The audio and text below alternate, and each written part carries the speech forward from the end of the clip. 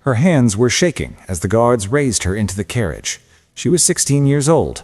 Court archives recall her as Consort Han, one of the Korean tribute women sent into the Ming palace, and she had just been surrendered to the Emperor of China. Her mother sobbed as she signed the document. She couldn't write, so she used an ink mark. One less daughter to feed, one less mouth in times of famine. Han journeyed for weeks in a sealed carriage alongside 15 other Korean maidens. They couldn't look outside. They couldn't speak to each other. One girl who tried to flee was dragged back with her hand crushed. She died of infection days later. Her body was left at the side of the road. The others learned the lesson. Resistance was not an option. When the gates of the Forbidden City closed behind her, Han discovered that serving the Son of Heaven had nothing to do with honor. She would live 16 years inside those walls. She would watch an entire harem disappear in a single night. She would plead to see her mother one last time, and she would die in white silk. Subscribe if you're new, and leave a like if you want us to keep unearthing these stories, because what comes next is worse. Han's story began the way tens of thousands of others did, with a system designed to harvest young women like crops. When people think of Chinese imperial concubines, they imagine something graceful, beautiful women in embroidered silks writing poetry, a life of luxury serving the most powerful man in Asia. That image is propaganda. The imperial concubine system existed for over 2,000 years. During that time, tens of thousands of women vanished behind the red walls of the Forbidden City. And what most people don't understand is this. Concubines were not wives. They weren't considered human under imperial law. They were classified as precious objects, literally equated to porcelain vases. Every 3 years, imperial officials traveled through the provinces in what they called the Shu Nu selection. Sounds elegant. Don't be fooled. It wasn't an audition. It was a forced harvest. During the Ming Dynasty, no family was exempt. All unmarried young women of eligible age had to be presented. Hiding a daughter was a crime punishable by death for the entire family. Candidates were examined by eunuchs and palace physicians. They checked every inch of their bodies for imperfections, birthmarks, scars. Any defect disqualified them. Those who passed were taken. Families received minimal compensation, but refusing the money meant admitting treason against the emperor. The system didn't need to abduct. Poverty handled that. And what became of the families left behind? Most never heard from their daughters again. Letters were prohibited. Visits were impossible. On rare occasions, if a concubine rose to higher rank, her family might receive a small allowance. But for the vast majority, their daughters simply disappeared into the red walls. Some families held funerals for daughters who were still living because they understood the truth. The girl they raised was already gone. Han arrived in China as part of another tribute. Korea sent women to the Ming Empire as part of diplomatic arrangements. Between 1408 and 1435, more than 100 Korean women were sent to the Forbidden City. Not as guests, as property. The day Han crossed the palace gates, she stopped existing as a person. She became a number, a possession of the Son of Heaven. But before she could serve, she had to be broken. The selected women didn't go straight to the harem. First, they passed through what the eunuchs called refinement, a process that could last between 6 months and 2 years. The first phase was identity erasure. They cut their hair, a mark of dishonor in Chinese culture. Their names were replaced with numbers or generic titles. They were forbidden to speak of their families. Mentioning their mother brought physical punishment. Any personal possession from home was seized and burned. The women slept in barracks, 20 to a room. They were woken before dawn. They went to sleep after midnight. For months, that existed in a state of exhaustion so complete that resistance became physically impossible. The second phase was submission training. The women learned dozens of different ways to bow. They practiced 8 hours a day. If a bow was poorly performed, they were beaten with bamboo rods on their legs. Many carried those wounds until death. They learned to move without making sound, to keep their eyes lowered, to answer without being asked, to exist without taking up space, to smile when they wanted to scream.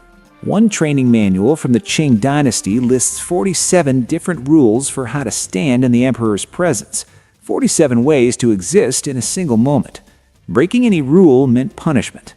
The third phase was preparation to serve the emperor. I won't go into graphic details, but historical documents describe a systematic process designed to erase any physical or psychological resistance. The women were examined monthly.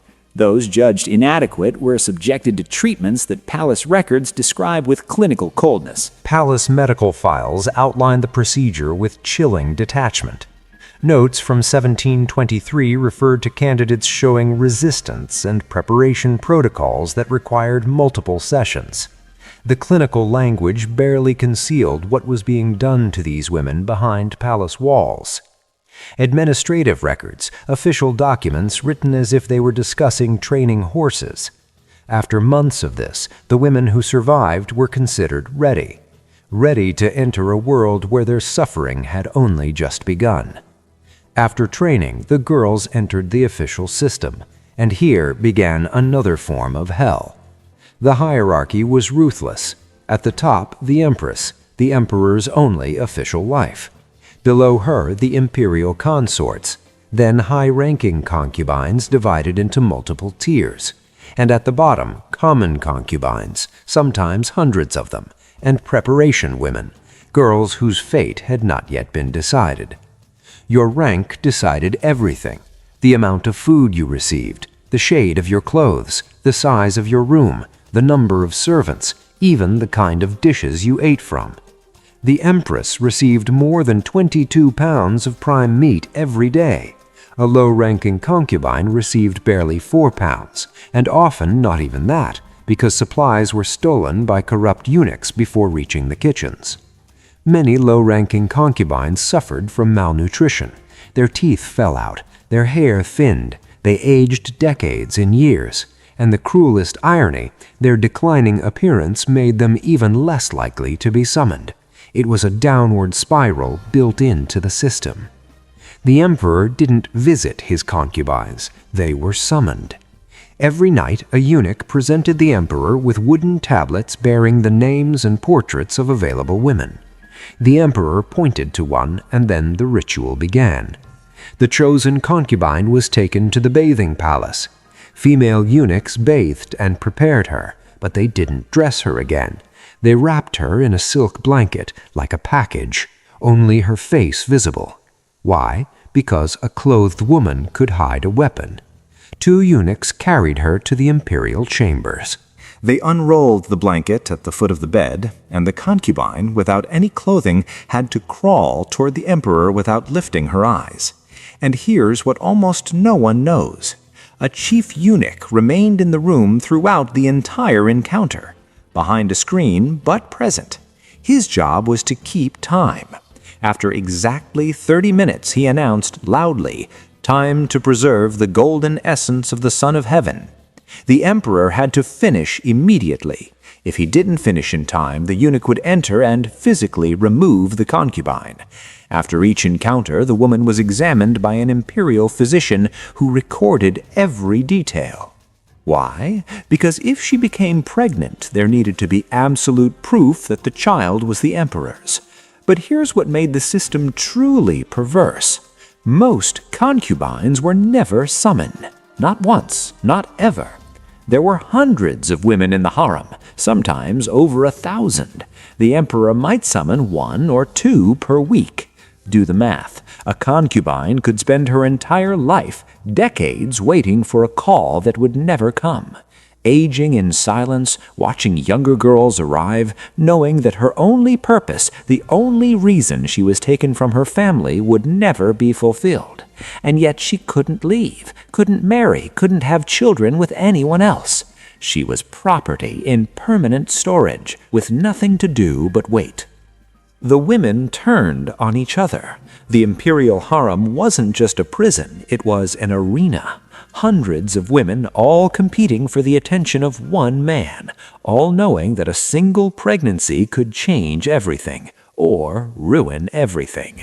The result was a hidden war that lasted centuries. Concubines poisoned each other's food. They bribed eunuchs to remove rivals from the selection tablets. They spread rumors meant to push other women out of favor. Historical records document cases of women slipping abortivations into pregnant rivals' tea. If the baby died, so did the mother's chances. Centuries before the king, the same logic already governed the palace.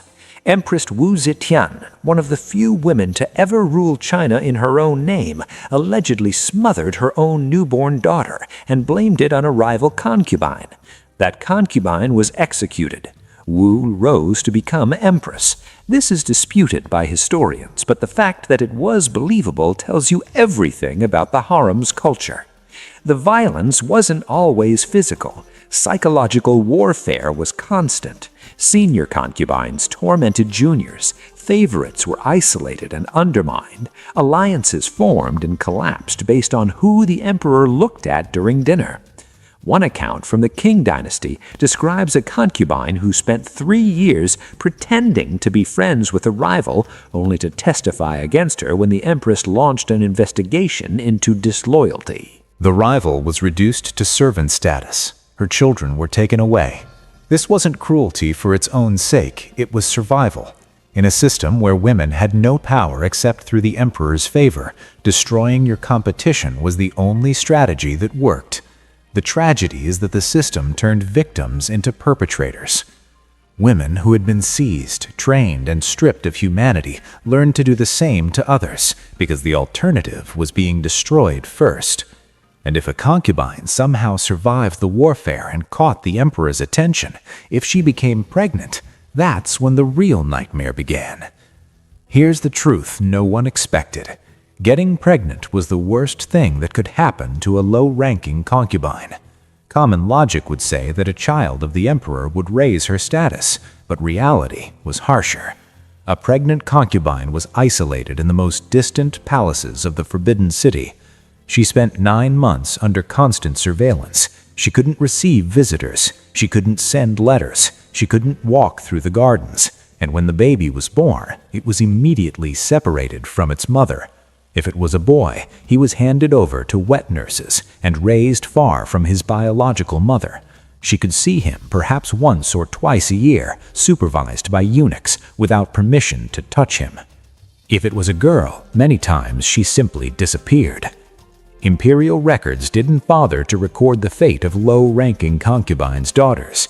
There are documents describing women so desperate to escape this cycle that they secretly consumed abortive herbs. They chose risking death rather than bringing a daughter into that system. And if a son died, the mother was often blamed, accused of negligence, sometimes accused of murder. Even when children died of common illnesses, the mother could be demoted, exiled to distant palaces, or worse. One concubine during the Qing Dynasty lost 3 children to smallpox. She was accused of carrying poisoned karma and spent her remaining 40 years confined to a single room, forbidden from seeing any other member of the imperial family.